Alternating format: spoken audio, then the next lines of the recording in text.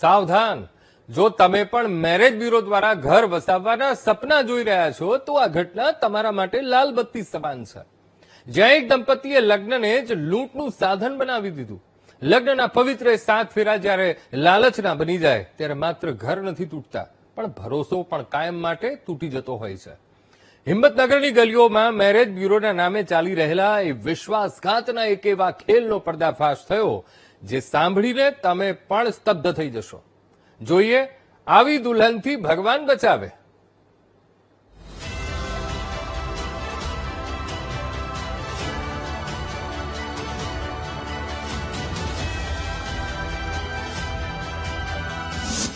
લગ્નના પવિત્ર બંધન નામે કરાયો વેપાર। મેરેજ બ્યુરોની આડમાં વિશ્વાસઘાતનું મોટું રેકેટ। ઘર વસાવવાના સપના બતાવી લાખોની લૂંટ।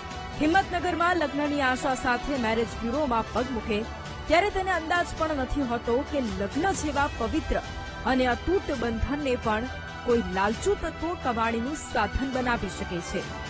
સાબરકાંઠાના હિંમતનગરમાં બનેલી આ ઘટનાએ માનવતા અને વિશ્વાસના પાયા હચમચાવી દીધા છે।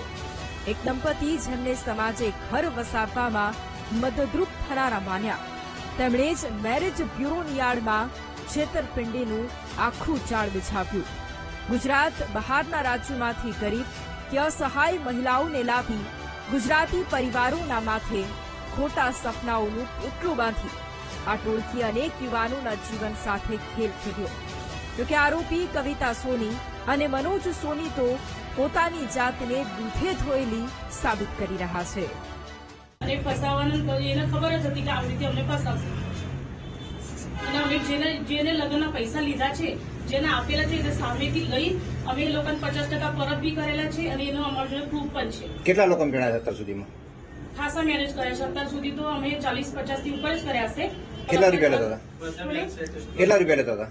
પૈસા નથી લીધા અમે એવું નહીં કે બધાના પૈસા લીધા હશે પણ જે છોકરીને મેરેજ કર્યા છે એ મા બાપ નથી લીધા પણ છેલ્લે 6-7 છોકરીના મા બાપને એટલા માટે પૈસા લીધા છે કે છોકરીને ડિલિવરી આવશે કોઈ ખર્ચો આવશે કોઈ દાગ દાગીને કરવું હોય તો એ પૈસા એમને લીધા છે છોકરીના મા બાપે।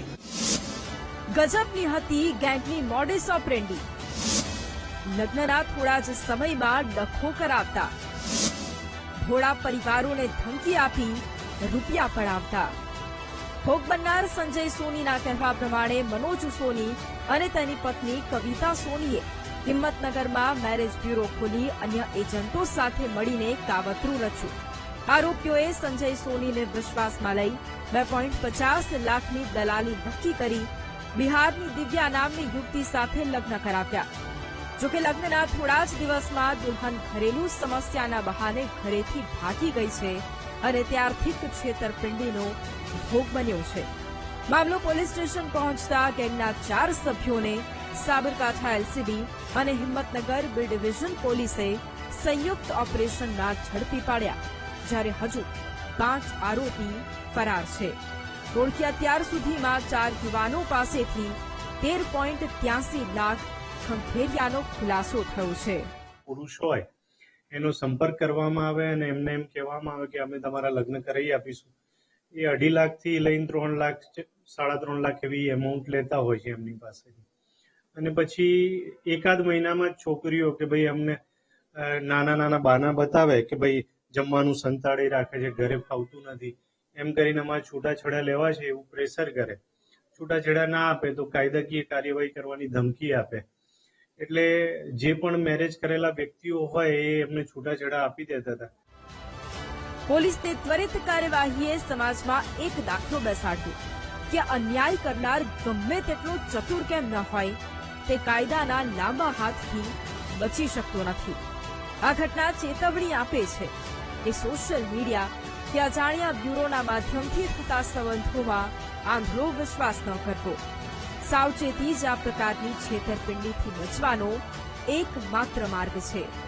આજે જ્યારે આ 4 આરોપીઓ જેલના સળિયા પાછળ છે ત્યારે અનેક પીડિત પરિવારોને ન્યાયની આશા બંધાઈ છે। Sandeep Patel, BTV news, Sabarkantha.